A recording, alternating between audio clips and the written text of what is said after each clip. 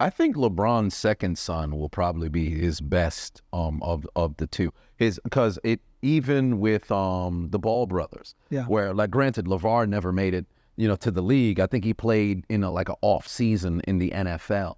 But LaMelo, I think, is the best of all of them.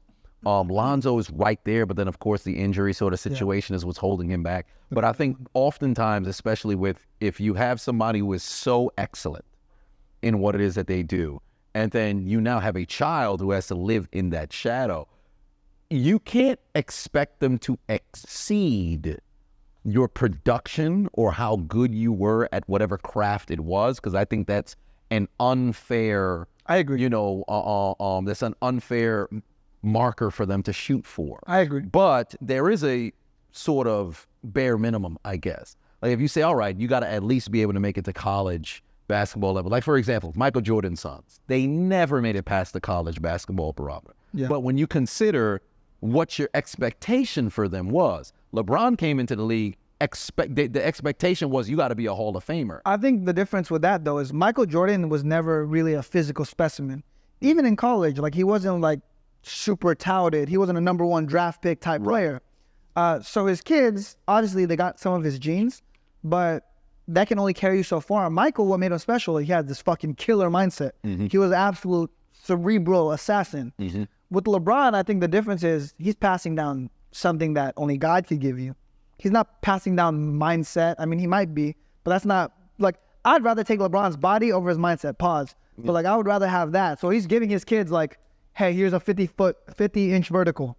Like, that's something that you can pass down that they're going to have forever, That is true. So that makes me wonder when he was selecting, because obviously he get his high school sweetheart, him and Savannah, and everything, despite the fact that they have this Twitter photo that's been generating of him at a prom. He was at a prom with a white girl, something like that. So every single Black History Month or Juneteenth, this photo starts circulating. I'm like, this man's been married for a decade. He's been dating the same woman for 20 years. Why do you keep bringing up this one prom photo? And do people go to prom with anybody? Why do you have to bring this up for what? But whatever the case was, I always wondered with him, like, did he deliberately look at Savannah and say, hey, you got some good genes. We'll get together. We're going to make some beasts of children who can go out there and dominate. Because truly, funny enough, their daughter is, I think, maybe 7 or something. She's going to be killing it on whatever social media is dominant at that point. She's going to kill, because she already, I think, is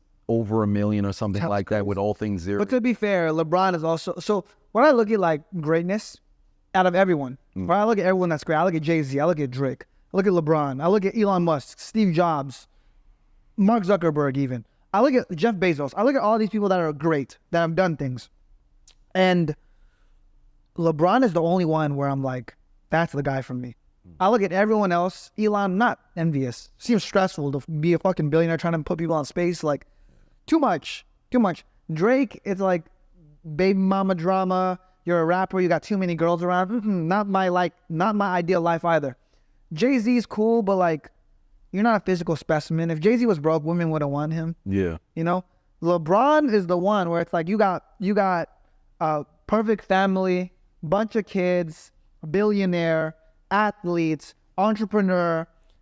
His wife makes him look so good too, because like meanwhile you have Steph Curry's wife who's like doing shit all over social media, talking playing about, with a wedding ring. Yeah, she's like this with guys around. No. And then you have LeBron's wife who says stuff like, I was never really into all the TV shows and all the drama. I just wanted to stay home and be a good mother to the kids while LeBron did his thing. I'm like, yo, that man has goals. Like, when I look at that billionaire athlete, you have fucking videos of Rihanna and Beyonce thirsting over him at the games.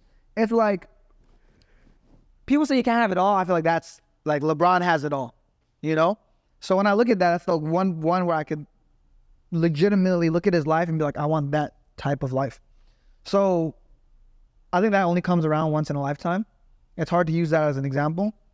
But when he passed it down, I think when he looked at his wife, he didn't really think about it. He's like, listen, half of my genes will make it to the NBA. You take someone with half of my genetics, they'll still go to the league because I'm that beast.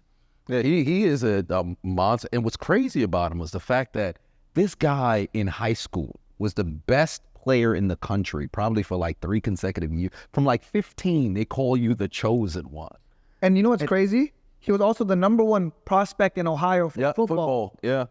So the fact that you could be the #1 prospect in football and #1 prospect for basketball is like ridiculous. Like they have these running jokes where they talk about like, imagine you're just getting done with algebra. You got to worry about taking regents and statewide exams, but you got to deal with LeBron. You got to guard LeBron at 3. At 3. Like, I'd be losing my mind.